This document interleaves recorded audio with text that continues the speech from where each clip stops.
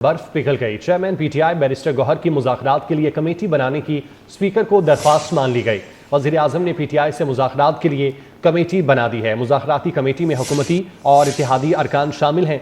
Committee speaker कौमी assembly सरदार अयाज सादी की तजवीज़ पर तश्कील दी गई है। मुस्लिम लीग नून से इसाक डार, राना सनाउल्लाह इरफान हैं इत्तेहादियों में से। कमेटी में खालिद मक्सी, अब्दुल अलीम खान, चौधरी सालिक हुसैन, डॉक्टर खालिद मकबूल सदीकी। पीपल्स पार्टी से राजा परवेज अशरफ, सैयद नवीद कमर मुज़ाकराती कमेटी में शामिल है। वज़ीर आज़म शहबाज शरीफ ने उम्मीद का इज़हार करते हुए कहा कि मुल्की इस्लामती और कौमी मुफाद मुकद्दम रखा जाएगा। तो आपको बताते चलें कि चेयरमैन पीटीआई बैरिस्टर गौहर की मुज़ाकरात के लिए कमेटी बनाने की स्पीकर को दरख्वास्त मान ली गई है।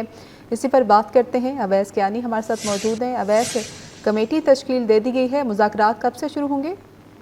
देखें, आज अपनी जो कमेटी है वो तश्कील दी गई है, जिसको जो है नायब वज़ीर आज़म इसाक डार जो हैं इसको लीड करेंगे। राना सनाउल्लाह, सेनेटर इरफान सदीकी इसमें शामिल हैं। पीपल्स पार्टी से राजा परवेज अशरफ, नवीद कमर शामिल हैं। डॉक्टर खालिद मकबूल सदीकी एमकेएम से हैं। अलीम खान और चौधरी सालिक हुसैन भी इस कमेटी में जो है वो शामिल हैं। गुज़श्ता रात चेयरमैन तहरीक इंसाफ जो बैरिस्टर गौहर ने स्पीकर कौमी असम्बली की मुज़ाकरात के लिए अपना किरदार अदा करने की खिताब की थी और बैरिस्टर गौहर ने तहरीक इंसाफ के साथ मुज़ाकरात की पेशकश पर जोर दिया था। वज़ीर आज़म शहबाज शरीफ ने स्पीकर कौमी असम्बली की तजवीज़ मानते हुए हुकूमत इत्तेहाद की जो मुज़ाकराती कमेटी तश्कील दे दी है। वज़ीर आज़म ने उम्मीद का इज़हार किया है कि मुल्की सलामती और कौमी मफाद को मुकद्दम रखा जाएगा। पाकिस्तान है तो हम सब हैं। स्पीकर कौमी असम्बली की काविश को सराहता हूँ, वज़ीर आज़म शहबाज शरीफ ने कहा। और याद रहे कि स्पीकर कौमी इससे पहले जो है वो ये बात कर चुके हैं कि उनका दफ्तर, उनका घर जो है वो मुज़ाकरात के लिए और कौमी असम्बली के जो अरकान है और पॉलिटिकल पार्टीज उनके लिए खुला है। और दूसरी तरफ जो पीटीआई की तरफ से जो है ये बात बताई गई थी और ये बहुत से प्लेटफॉर्म पे इनकी ये बात थी कि हमसे जो है मुज़ाकरात किए जाएं और इसमें सीरियसनेस दिखाई जाए। तो ये तमाम तर मामलात हैं और अब मुज़ाकरात का बाकायदा तौर पर जो है वो आगाज़ होना है और इस कमेटी की जो है वो तो अवैस, पीटीआई की जानिब से भी कोई कमेटी तश्कील दे दी गई है? देखिए, उन्होंने तो बहुत पहले कमेटी अपनी तश्कील दी है, जिसमें बैरिस्टर गौहर उसको लीड कर रहे हैं और दीगर इसमें शामिल हैं। और उन्होंने तो कमेटी दी है और उन्होंने ये 26 जो नवंबर के बाद की जो मामलात हैं उसके बाद ही जो है मुज़ाकरात की तरफ ये लोग आए हैं। और पीटीआई का ये कहना था कि जो है हमसे मुज़ाकरात किए जाएं और टेबल टॉक की वो बात अभी जाके उन्होंने की है। हालांकि इससे पहले काफ़ी ज़्यादा वो जो है ताख़ीर हो गई थी और अब पीटीआई की ही दरख्वास्त और बेसिकली ये चीज़ हो रही है। अब ये मुज़ाकरात कितने कामयाब होंगे, लेकिन ठीक है अवैस, आप हमारे साथ मौजूद रहिएगा। सीनियर तज्ज़ियाकार नवीद चौधरी साहब ने हमें ज्वाइन किया है। नवीद चौधरी साहब, एक जानिब पाकिस्तान तहरीक इंसाफ पर 9 मई के जो केसेस का फैसला है वो कल आया है। 25 कारकुनों को सज़ा सुनाई गई है। मज़ीद फैसले भी सामने आएंगे। ऐसी सूरत हाल में वज़ीर आज़म की जानिब से एक बड़े ज़र्फ़ का मुज़ाहरा किया गया है। उन्होंने कहा है कि ठीक है, हम बात करेंगे, हम हुकूमत में भी हैं, फिर भी अपोजिशन से बैठ के बात करेंगे ताकि जो सियासी मसाइल हैं वो मिल बैठ के हल करें। कैसे देखते हैं आप इसको? बहुत शुक्रिया।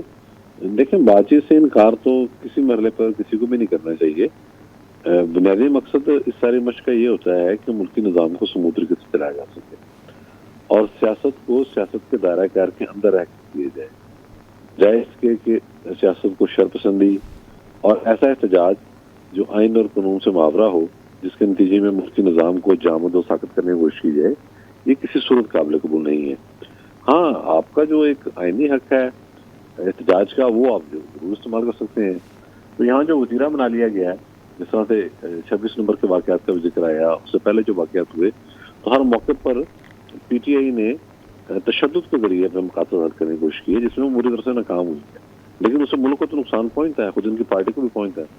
तो मैं समझता हूँ कि बैरिस्टर गौहर ने या इनकी पार्टी की जो क़यादत है पीटीआई की, उन्होंने बड़ा साहिब ये फैसला किया है कि वो मुज़ाकरात की तरफ खुद चल के आए हैं। हुकूमत ने मेरा नहीं ख्याल के पहले कभी इनकार किया होगा मुज़ाकरात नहीं करने। उनकी ये शर्त थी बानी पीटीआई के बारे में कि अगर वो 9 मई के मामलात पर एलानिया माफ़ी मांग लेते हैं तो उनसे बात हो सकती है। ये एक बुनियादी शर्त है और जाहिर है वो एक क्राइम है ना, क्राइम की सजा है और क्राइम आप कमिट करेंगे तो उसकी तो एक अपनी सूरत हाल होगी। باقی معاملہ جو ہے کہ پارلیمنٹ کو کیسے لے کے چلنا ہے, قانون سازی کیسے کرنی ہے, پاکستان کی معاشی صورت کیسے بہتر بنانی ہے, پاکستان کی سیکورٹی کی صورت کیسے بہتر بنانی ہے, تو اس پر تو پاکستان کا جو خارجہ امور ہے اس پر کیسے ایک متفقہ لایا عمل آپ نے اختیار کرنا ہے. تو اس حوالے سے تو ظاہر بات چیت چلتی رہنی چاہیے. میں سمجھتا ہوں کہ جو پارٹی بھی خصوصاً پی ٹی آئی اس دائرہ کار کے اندر رہ کر, ملکی نظام کے اندر رہ کر اپنا رول ادا کرنا چاہتی ہے تو اس کا پورا حق ہے اور اس کا موقع ملنا چاہیے. اور میں سمجھتا ہوں پرائم منسٹر نے بڑا صحیح فیصلہ یہ کیا کہ تمام اتحادی جماعتوں کے جو رہنما ہیں, ارکان اسمبلی ہیں, ان پر مشتمل ایک کمیٹی بنا دی تاکہ کوئی گنجائش نہ رہے کہ حکومت نے اس حوالے سے کوئی کسر باقی چھوڑی تھی. تو یہ بڑا اچھا فیصلہ ہے اور توقع کی جاتی ہے کہ پی ٹی اے والے بھی ہوشمندی کا مظاہرہ کریں گے, تاکہ اس کو یہ جو سمجھ رہے ہیں کہ ان پر ایک پریشر آ گیا ہے, 25 لوگوں کو سزائیں ملی ہیں کل, اور یہ 26 نومبر کے بعد معاملہ جو ہے وہ زیادہ تیزی سے آگے بڑھے ہیں. اور مزید بھی ادارہ آئی ایس پی آر کی پریس ریلیز میں کہا گیا ہے کہ ماسٹر مائنڈ اور منصوبہ سازوں کو سزا دینے تک یہ معاملہ اپنے انجام کو نہیں پہنچ سکتا. یہ بات درست بھی ہے. تو وہ اس پریشر کو ریلیز کرنے کے لیے ٹائم حاصل کرنے کی کوشش نہیں کریں گے, بلکہ اسے بامقصد بنائیں. ٹھیک ہے نوید چودھری صاحب, آپ ساتھ رہیے گا. سینئر تجزیہ کار ریحان طارق صاحب نے بھی ہمیں جوائن کیا ہے. ریحان, کمیٹی بنائی گئی ہے, وزیر اعظم کی جانب سے بھی کہا گیا ہے اور انہوں نے درخواست اسپیکر کی مانی ہے. اس کو دیر آئے درست آئے کہہ سکتے ہیں پی ٹی آئی کی جانب سے, کیونکہ اس سے پہلے وہ کبھی بھی نہیں چاہ رہے تھے کہ وہ بات کریں سیاسی قیادت سے, اور اب چونکہ فیصلے آنا شروع ہو چکے ہیں تو کیا یہی وجوہات ہو سکتی ہیں کہ ان کو یہ ریئلائز ہو چکا ہے کہ سیاسی لوگوں سے بات چیت کر کے ہی مسائل حل ہو سکتے ہیں؟ دیکھیے, آپ کے سوال میں ہی جواب ہے کہ پاکستان تحریک انصاف کو شاید جتنا ادراک اس وقت ہے کہ ڈائیلاگ ہونا چاہیے, بات چیت ہونی چاہیے, شاید اس سے پہلے نہیں تھا. پارلیمانی جمہوریت کے اندر معاملات ڈیڈ لاک کا شکار نہیں ہونا چاہیے, ڈائیلاگ ہونا چاہیے. جو حکومت نے فیصلہ کیا ہے ایک مذاکراتی کمیٹی بنانے کا, دیکھیے اس معاملے پر اونرس حکومت پر تھی, رسپانسبلٹی حکومت پر, کیونکہ حکومت بڑی ہوتی ہے, حکومت کو کشادہ دلی کے ساتھ معاملات کو آگے لے کر چلنا چاہیے.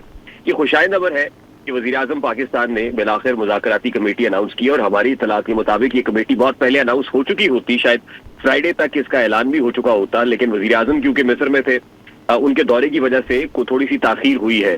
لیکن اہم سوال اس وقت یہ ہے کہ یہ مذاکرات ہوں گے کن ٹی او آر کے تحت؟ مذاکرات میں مذاکراتی کمیٹی کے پاس مینڈیٹ کیا ہوگا؟ کیا وہ پوائنٹرز جو عمران خان صاحب نے رکھے ہیں, پاکستان تحریک انصاف نے سامنے رکھے ہیں کہ ایک تو انڈر ٹرائل قیدیوں کو رہا کر دیا جائے, دوسرا 26 نومبر اور 9 مئی کی جوڈیشل انکوائری کی جائے. میرا یہ خیال ہے کہ انڈر ٹرائل قیدیوں کو رہا کرنا سب سے پہلے تو حکومت سے یہ سوال اور پاکستان تحریک انصاف سے ہونا چاہیے نا, کہ کیا وہ حکومت کا مینڈیٹ ہے, کیا حکومت چھوڑ سکتی ہے انڈر ٹرائل قیدیوں کو جن کے معاملات کورٹ میں چل رہے ہیں, پھر سویلینز وہ جن کے ملٹری کورٹ کے اندر معاملات چل رہے ہیں. دیکھیے یہ فیصلہ تو عدالتوں نے کرنا ہے, یہ فیصلے اگر حکومتیں کرنے لگیں گی تو پھر یہ کہاں کی جسٹیفائڈ بات ہوگی.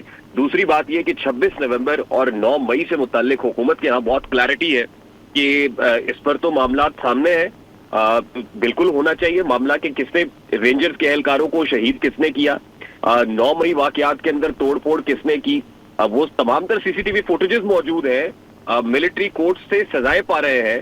تو یہ جو دو پوائنٹرز ہیں, کم از کم اس کے اوپر تو مجھے نہیں لگتا کہ کہیں کو بریک تھرو جو جیسا پاکستان تحریک انصاف چاہ رہی ہے ویسا بریک تھرو ہو جائے گا.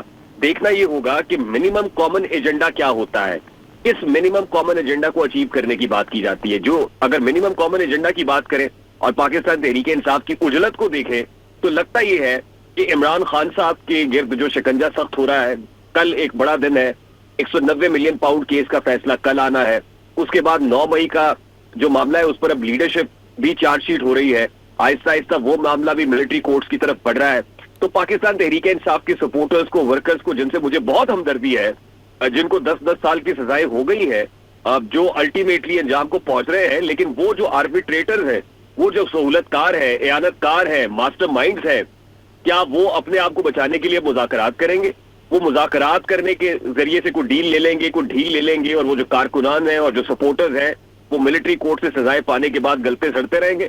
تو یہ ایک بہت بڑا کوشچن مارک ہے. مجھے یہ لگتا ہے کہ جو منیمم کامن ایجنڈا ہے وہ بانی پی ٹی آئی ہے, بانی پی ٹی آئی کے لیے کوئی تھوڑی سی بریدنگ سپیس ہے, کہیں نہ کہیں ریلیز ہے, یہ معاملہ ہے. ادروائز انڈر ٹرائل قیدی اور 26 نومبر اور 9 مئی یہ وہ ایسی چیزیں ہیں جس کے اوپر نہ تو حکومت کے پاس کوئی مینڈیٹ ہے اور نہ ہی حکومت میرا خیال ہے کہ ایسا کرنا چاہے گی.